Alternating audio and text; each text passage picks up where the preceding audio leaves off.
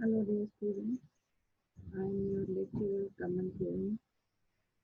Today we are going to do next topic of our unit 5, that is biodiversity, and the topic we are going to do today is biodiversity loss, causes, effects and solutions. Before that, I want to say you something that you people must be studying the previous topic studied by us, and you must have prepared all the notes of those topics. Now, the topic which we are going to do today is the part of Unit 5, and it is a very, very, very important question regarding examination point of view. And as you can see on your screen, it is biodiversity loss, causes, effect, and solution. As we have studied earlier, that biodiversity is defined as the diversity of living organisms present on this earth. That is, कितनी variety और variability आपके पास available है living organism की, वो सब biodiversity में आते हैं। अब बायोडाइवर्सिटी के लॉस होने के जो दिन ब दिन ये प्लांट्स, एनिमल, बर्ड स्पीशीज, अगर हम बात करें अदर लिविंग ऑर्गेनिज्म, इनकी स्पीशीज की क्वांटिटी, वेराइटी, वेरिएबिलिटी क्यों दिन ब दिन कम होती जा रही है, उसके कॉजेज क्या हैं?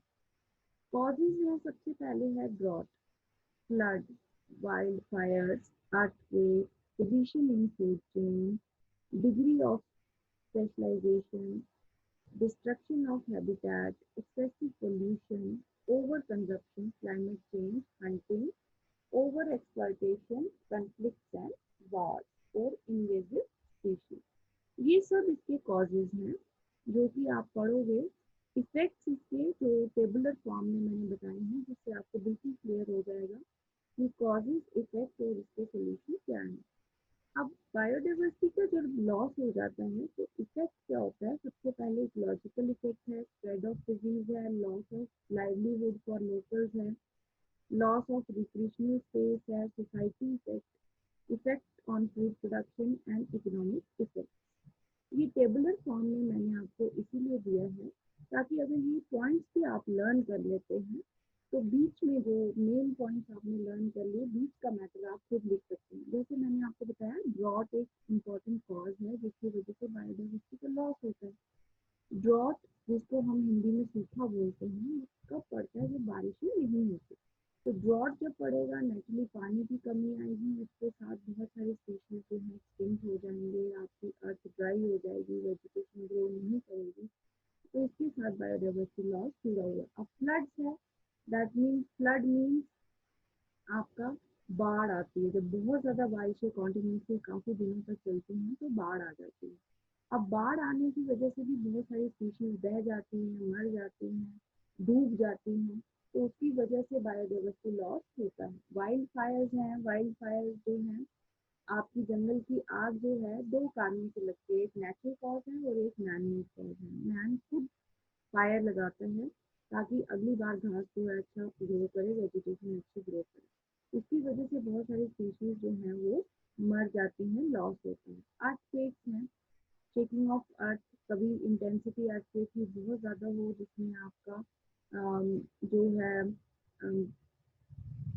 बायोडाइवर्सिटी का लॉस होता है। पोजीशन इन फूड चेन, कभी कभी आपकी ऑर्गेनिज्म फूड चेन पे ऐसी पोजीशन पे खड़े होते हैं कि बायोडाइवर्सिटी का लॉस होने की वजह से वो खुद भी लॉस उनका हो जाता है।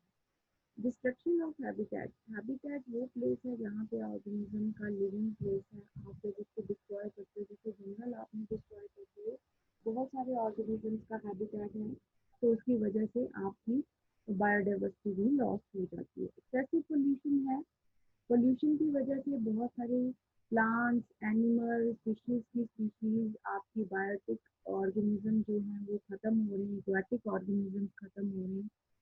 ओवर कंजप्शन, जब आप ज़्यादा कंज्यूम करने शुरू हो जाते हो किसी चीज़ को, वो भी धीरे धीरे खत्म होना शुरू हो जाती है। क्लाइमेट चेंज, जैसे आप देख रहे हो इस टाइम क्लाइमेट चेंज जो है एक बहुत बड़ा इशू है।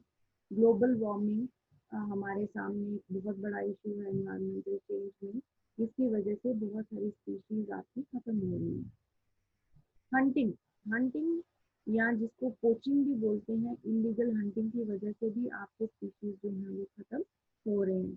Over exploitation of our environment is also leading to loss of biodiversity. Conflicts और वॉर्स, कंफ्लिक्ट्स और वॉर, जब दो कंट्रीज के बीच में कंफ्लिक्ट होती हैं, वॉर होती है, लड़ाई होती है, उसकी वजह से भी नुकसान जो है बायोडाइवर्सिटी को भी पहुंचता है। इन्वेजिव स्पीशीज वो स्पीशीज होती हैं जो किसी एक पर्टिकुलर एरिया को ऑक्यूपाई करती हैं।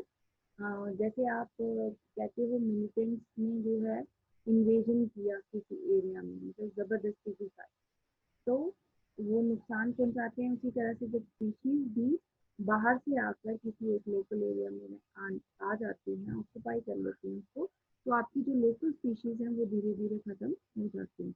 तो इसीलिए ये स्पीशीज जो है बायोडाइवर्सिटी के लॉस का कारण है।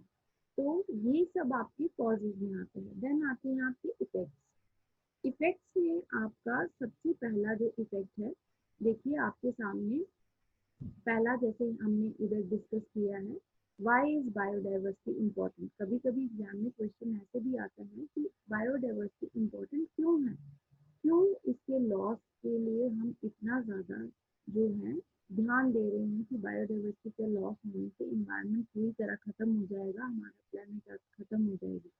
तो आपको इसके रीजंस देने हैं कि बायोडाइवर्सिटी इम्पोर्टेंट क्यों है। आप किसी चीज़ को आप जो है उसका संरक्षण या उसकी कंजर्वेशन तभी करते हो जब वो इम्पोर्टेंट है। जैसे हम बार बार करते हैं save water, save water, save water. Now why we save water? Because it is important for us. उसके बिना हमारी लाइफ पॉसिबल नहीं है। इसीलिए बायोडाइवर्सिटी इम्पोर्टेंट क्यों है?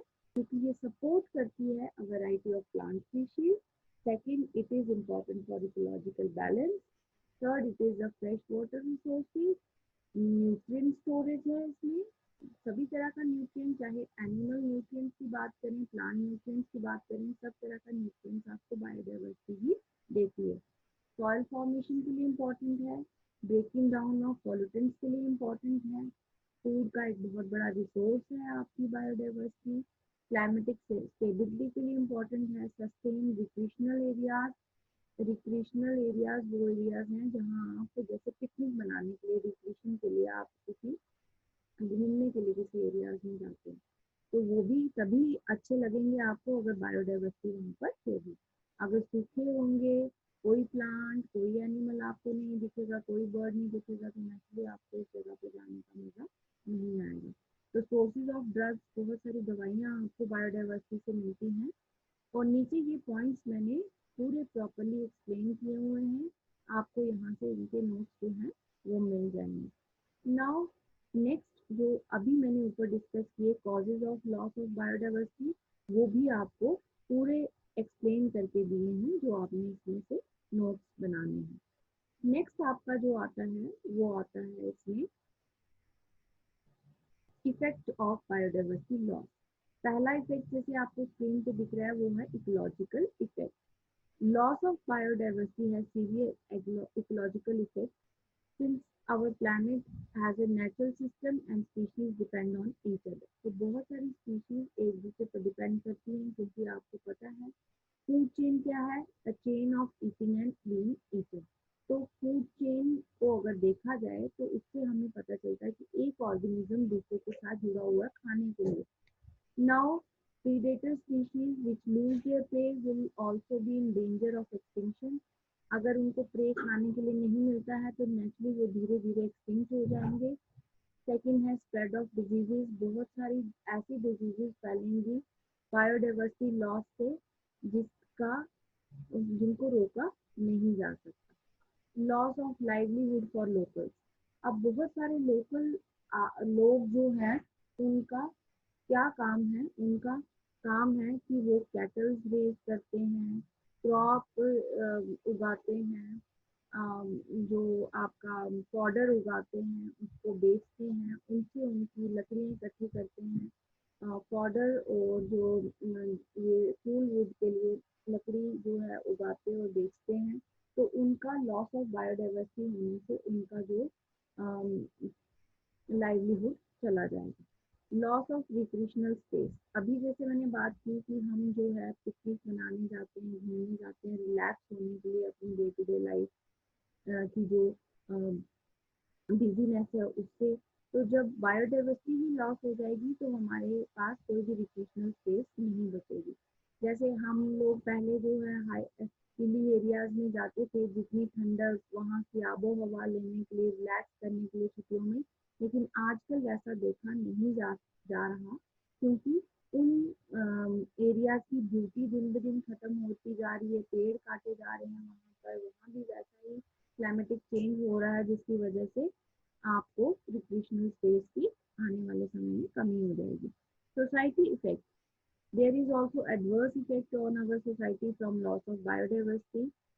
आप जानते हैं कि हमारे जो इंसेस्टर्स हैं कितना ज़्यादा वो जो है नेचुरल कंडीशंस में रहते थे, उनकी आबो हवा उनका सब कुछ इतना अच्छा था।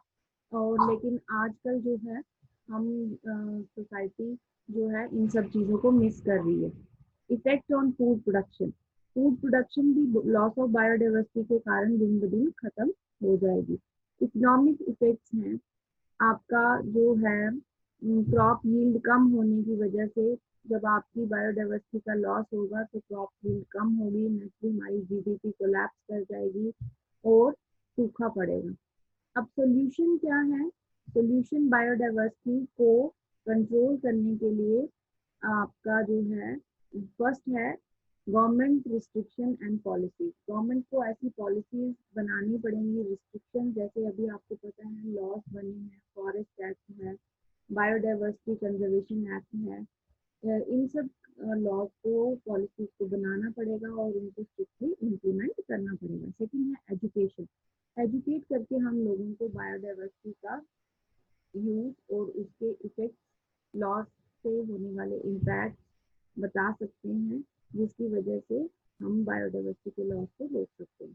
प्रोटेक्शन ऑफ स्पीशीज करनी पड़ेगी, प्रोटेक्शन ऑफ हैबिटेट करना पड़ेगा, स्टॉप करनी पड़ेगी डिफॉरेस्टेशन, प्रिवेंट करनी पड़ेगी over hunting and over fishing, prevent species invasion, stop pollution, stop over-exploitation of resources, save energy, stop overconsumption and convince others। अब जो आपने इफेक्ट्स पढ़े वही इसके सॉल्यूशंस बन जाएंगे। जैसे इफेक्ट में आपने पढ़ा कि डिफॉरेस्टेशन जो है कॉज था, कि डिफॉरेस्टेशन की वजह से लॉस ऑफ बायोडाइवर्सिटी होता है, तो वही उसी को अगर आप स्टॉप डिफॉरेस्टेशन लिख देंगे तो वो उसका सोल्यूशन बन जाएगा। आपने कॉज में पढ़ा कि हैबिटेट डिस्ट्रक्शन की वजह से जो है आपका लॉस ऑफ बायोडाइवर्सिटी हो जाता है, तो प्रोटेक्शन ऑफ हैबिटेट इसका सोल्यूशन होता है। तो पोल्यूशन पढ़ा आपने कि पोल्यूशन एक कॉज है जिसकी वजह से आपका बायोडाइवर्सिटी जो है वो डिस्ट्रॉय हो रही है, तो स्टॉप पोल्यूशन इसका सोल्यूशन बन जाएगा। तो पॉइंट्स जैसे टेबुलर फॉर्म में ऊपर दिखाए गए आपको, अगर वो पॉइंट्स भी आप लर्न कर लेंगे तो आपका क्वेश्चन पूरा तैयार हो जाएगा।